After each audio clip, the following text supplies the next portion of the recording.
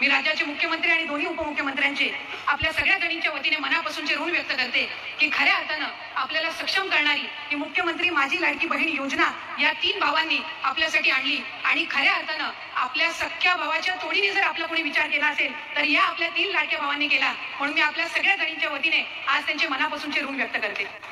आजचा हा दिवस आमच्या सगळ्यांसाठीच अतिशय आनंदाचा दिवस आहे, कारण 17 ऑगस्टला राज्याचे सन्माननीय मुख्यमंत्री आणि दोन्ही उपमुख्यमंत्र्यांच्या मार्गदर्शनाखाली राज्यस्तरीय वितरणाचा पहिला वचनपूर्ती सोहळा आपण आयोजित केला आणि त्या वचनपूर्ती सोहळ्यामध्ये 1,07,00,000 पेक्षा अधिक महिलांना आपण 3,000 इतका जो लाभ आहे तो जुलै आणि ऑगस्ट महिन्याचा वितरित करण्यात आला. आणि आज 31 ऑगस्ट रोजी 1 ऑगस्ट पासून 24 ऑगस्ट पर्यंत ज्या माझ्या माता भगिनींनी या योजनेअंतर्गत अर्ज केले त्या पात्र अर्जांचे जवळपास 52 लाख भगिनींना आजच्या या सोहळ्याच्या निमित्ताने आपण 3,000 इतकी जो त्यांचा सन्मान निधी आहे हा वितरित करत आहोत.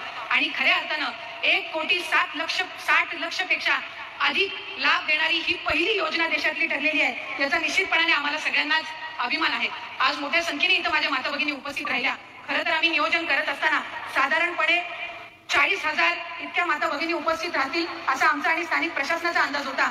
पण जी योजना आदरणीय मुख्यमंत्री महोदयांनी आणि दोन्ही उपमुख्यमंत्री महोदयांनी आपल्यासाठी आणलेली आहे त्याचा आनंद आणि उत्साह इतका आहे की आज या पटांगणासहित आणखी 3 सभागृह आम्हाला ऐन वेळेला त्या ठिकाणी घ्यावे लागले आणि तिथे सुद्धा माता भगिनी आज उपस्थित राहिलेल्या आहेत. साधारणपणे 60,000 पेक्षा अधिक माझ्या माता भगिनी आज या 3 लाडक्या भावांचे आभार करण्यासाठी आलेले आहेत.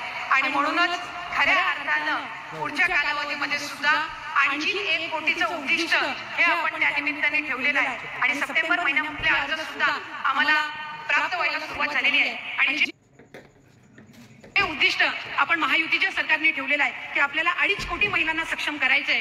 तो 2.5 कोटीचा टप्पा हा लवकरात लवकरच आपल्या मार्फत त्या ठिकाणी पार केला जाणार आहे. याचा एक विशेष आनंद त्या निमित्ताने आहे. अनेकींचे आम्ही मतं जाणून घेतली. बऱ्याच जणींनी आमच्याकडे आनंद व्यक्त केला.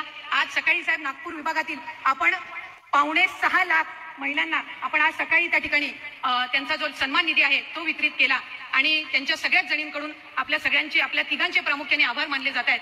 आणि खऱ्या अर्थानं विभाग म्हणून ही महत्त्वाकांक्षी योजना आम्हाला आज राबवायला मिळाली याचा निश्चितच आम्हाला आनंद आणि अभिमान आहे. पुढच्या कालावधीमध्ये अधिक चांगल्यारीत्या ही योजना आणखी लाभार्थ्यांपर्यंत पोहोचवण्याचं काम हे विभागामार्फत करण्यात येईल. आज महिला व बालविकास विभागाअंतर्गत या व्यतिरिक्त पिंक रिक्षाची योजना साहेब आपण घोषित केलेली आहे आणि राज्यातील 17 महानगरपालिकांमध्ये 10,000 पिंक रिक्षा या आपण त्या ठिकाणी उपलब्ध करून देणार आहोत, जेणेकरून 10,000 महिलांना रोजगारी मिळणार आहे आणि त्या रिक्षांमधून प्रवास करत असणाऱ्या माझ्या माता भगिनींना सुद्धा सुरक्षित वाटणार आहे.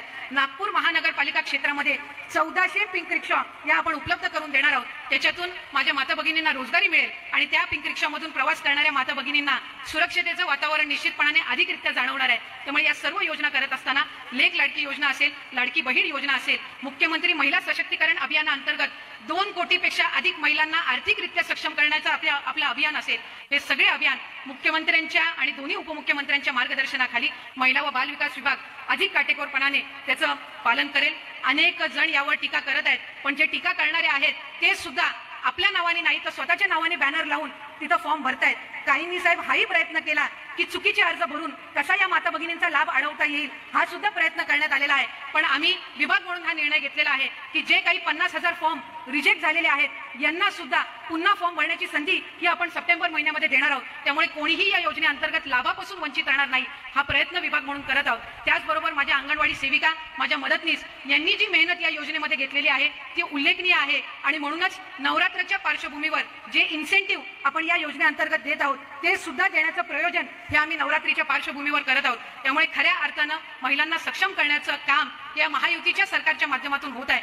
आणि माझी तुम्हा सगळ्याच जणींना विनंती आहे की या योजनेचा लाभ आपण जसा जुलै महिन्यापासून घेतात तसंच हा जो सन्मान निधी दिला जात आहे या निधीमार्फत आपल्याला अधिकाधिक स्वतःला सक्षम करून घ्यायचंय. आणि म्हणूनच या योजनेअंतर्गत आम्ही जॉईंट अकाउंटचा नियम न ठेवता तुमचं स्वतंत्र खातं असावं हा नियम ठेवला. कारण ज्या वेळेला तुमच्या स्वतंत्र खात्यावर डीबीटी येतो आणि त्याचा मेसेज ज्या वेळेला तुमच्या मोबाईलवर त्या ठिकाणी पाहायला मिळतो त्यावेळेला तो आनंद हा आपण कुठल्याही दुसऱ्या आनंदासोबत याची तुलना करू शकत नसतो. म्हणूनच हा आनंद देणाऱ्या आपल्या 3 लाडक्या भावांना आपल्या सर्वांच्याच वतीने आपण पुन्हा एकदा शुभेच्छा त्या निमित्ताने देऊया. त्यामुळे माझी सर्व माता भगिनींना विनंती राहील की राज्याचे लाडके मुख्यमंत्री एकनाथजी शिंदे साहेब, उपमुख्यमंत्री फडणवीस साहेब आणि उपमुख्यमंत्री अजितदादा या 3 आपल्या ज्येष्ठ लाडक्या भावांसाठी एकदा जोरात आपण टाळ्या वाजवून त्यांच्या मनापासूनचे ऋण या ठिकाणी व्यक्त करूयात। या विभागामार्फत आम्हाला ही योजना राबवता येत आहे याचे पुन्हा एकदा मी मनापासून आपल्या या 3 मोठ्या बंधूंचे आभार मानून या ठिकाणी थांबते। धन्यवाद।